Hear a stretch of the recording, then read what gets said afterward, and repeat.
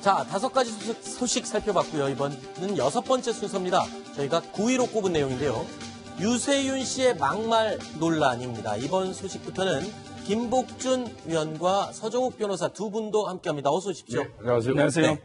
자, 먼저 김태현 변호사께 여쭙겠습니다. 이 방송인 유세윤 씨 갑자기 장애인 비하 막말 논란이 커지고 있는데 어떻게 된 일인가요? 그렇죠. 이제 어젠가요? 상암도 월드컵 경기장에서 SM 타운이라고 SM 소속 가수들이 있는 큰 이제 콘서트 행사가 열렸습니다. 네. 그런데 유세윤 씨도 이제 뮤지션으로 활동을 하니까 거기 이제 출연을 해가지고 노래를 부르고 했는데 근데 관계가 본인의 안무 설명하면서 이런 얘기를 하는 거예요. 네. 그러니까 본인이 안무하니까 율동이 있을 거 아닙니까? 네. 그 율동을 좀 하면서 보여주면서 제대로 하지 않고 팔을 반만 올리면 병 모모같이 보인다. 이렇게 얘기를 했던 거죠. 네. 병 모모. 뭐 대충 아마 짐작은 가실 겁니다. 무슨 네. 말인지.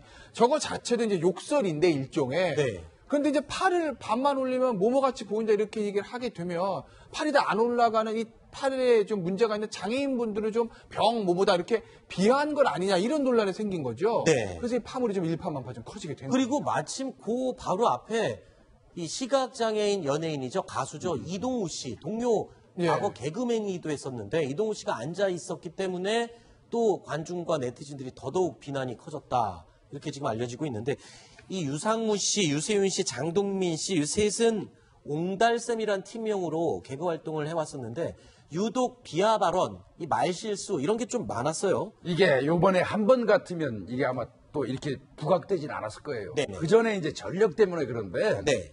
2015년도에도 이들이 이 세 사람 멤버가 그 옹달샘이라고 운영했잖아요. 네네. 옹달샘이라고 이름 붙여서 팟캐스트 그 옹달샘과 꿈꾸는 라디오에서 그때도 이제 손가락 장애가 있으신 분한테 뭐 얘기하던 중에 그 사람은 뭐 평생 동안 뭐 최고는 못하겠다 이런 식으로 좀 비하 발언, 장애인을 네. 조롱하는 발언이 있었고요. 네. 또 많지요. 여성은 머리가 뭐 남자한테 안 된다. 네. 라든지 처녀 관련 논란. 네. 등등 해가지고 여성 비하하고 이 장애인들 비하하고 하는 이런 행동들을 지금 멤버가 3명이 또 공교롭게 그런 식으로 해왔어요. 그래서 비난이 더 확산되고 있는 겁니다. 네. 자, 옹달샘 멤버 계속해서 이 막말 논란에 휩싸이고 있는데요. 장동민 씨도 막말 논란에 같이 휩싸였었죠. 과거 막말 논란 한 가지 들어보시겠습니다. 그래 옛날에 상품백화점 무너졌을 때 뭐 21일 만에 구출된 여자 이 여자도 다 오줌 먹고 살았잖아.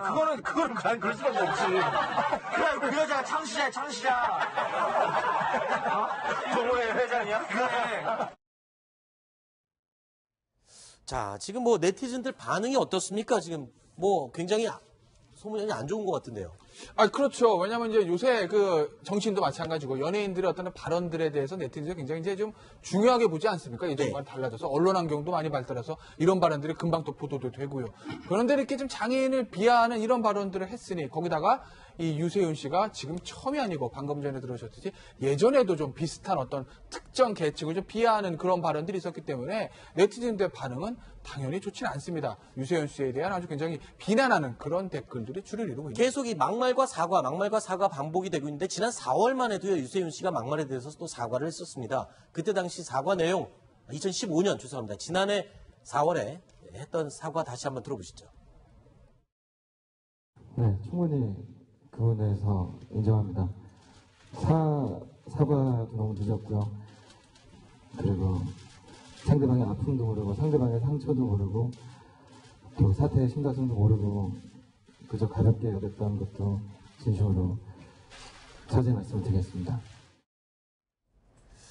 서정 변호사님, 장동민 씨는 사과를 하다가 또 피소되는 그런 황당한 사건도 있습니다. 아마 이게 그 옛날에 그 이혼 가정 있잖아요. 네네. 바로 이게 한부모 가정에 들어갔다가 이게 그 모욕을 하다가 네. 그래서 이게 차별 없는 가정을 위한 시민연합이라는 네. 시민단체에서 바로 이게 그 모욕죄로 네. 아마 이게 고소를 당한 적이 있죠. 네. 그래서 저는 이게 그 이런 말 있잖아요. 구시화문. 항상 이게 입은 화의 근원이다. 네. 따라서 이게 저는 특히 공인일수록 말조심을 해야 되고 네. 한 번이면 이게 실수로 봐줄 수 있지만 네. 지금 이게 벌써 3-4번 아닙니까? 그렇죠. 저는 이게 이번에는 정말 뭔가 이게 여론에서도 좀 따끔하게 네. 좀 해야 되지 않을까 이렇게 보입니다. 그때마다 반성을 하는 자세를 보였고 또다시 복귀를 해왔고 그 셋 다 다시 또 활동을 하고 있지 않습니까? 그런데 이렇게 얘기를 했습니다. 웃음만을 생각하다 보니 갈수록 자극적인 소재를 찾게 됐다. 누군가에게 상처가 될 것이라고는 생각하지 못했다. 글쎄요. 워낙 대중들의 인기와 사랑을 한 몸에 받는 공인이라고 하기에는 이렇게 말로 그냥 핑계를 대는 건 아닌가. 좀 너무 무책임한 해명 같거든요. 제가 보기 한마디로 하면요. 저는 이게 막말이나 저런 말을 통해서 밖에 못 웃긴다면 네. 바로 이게 개그맨 은퇴해야죠. 좋은 걸 이게 못 웃긴다면 저런 걸밖에 못 웃긴다면 개그맨 할 이유가 없잖아요. 그렇죠. 예. 그러니까 웃음에도 여러 가지 종류가 있죠. 그러니까 남을 비하해서 웃기는 게 있고 또 다른 웃음의 소재로 또 웃음을 유발할 수도 있는데 게다가 비난을 또 받는 이유가 저렇게 사과는 해요. 네. 뒤늦게라도 저렇게 사과는 하는데 네. 그 사과한 내용을 또 그걸 가지고 개그 소재로 삼는다는 거죠. 네. 그러면 그건 그 전에 했던 사과가 진정한 사과가 아닌 거죠. 그러니까 이를테면 그런 거예요. 2013년도에 유세윤 같은 경우에는 자기가 술 마셨다고 셀프 자수했어요. 그랬었죠. 자기 차 끌고 경찰서 네네. 들어가서 음주운전했다고 셀프 자수했거든요. 네. 그부 행동도 사실은 뭐 이해하지 못할 행동이기도 하지만 여하간 뭐 그 이후에 한 3개월 정도 자수 기간을 거쳤단 말이죠. 네. 그런데 그 자수 기간 거치고 자수한 내용을 또 개그 소재로 삼아가지고 네. 또 이제 그 사용해서 공연을 하는 바람에 눈살을 찌푸리게 하고 이랬거든요. 네. 그렇다면 그 전자에 했던 사과가 진정한 사과가 아닌 것이죠. 김태현 변호사님, 야. 유세윤 씨는 지금 공식 입장이 나왔습니까? 뭐라고 밝힙니까? 뭐 소속사에서 공식 입장 밝혔는데 뭐 항상 뭐 뻔한 얘기 아니겠어요? 네. 차별화라는 사실을 인지하지 못했던 점에 대해 깊이 반성하고 있다. 반성은 누구나 합니다. 네. 앞으로 언행을 하는 데서 신중함을 더하고 많은 사람이 귀감이 되는 방송인이 될 수 있도록 정진하고 노력하겠다라고 이제 누구나 예상할 수 있는 네. 그런 어떤 사과.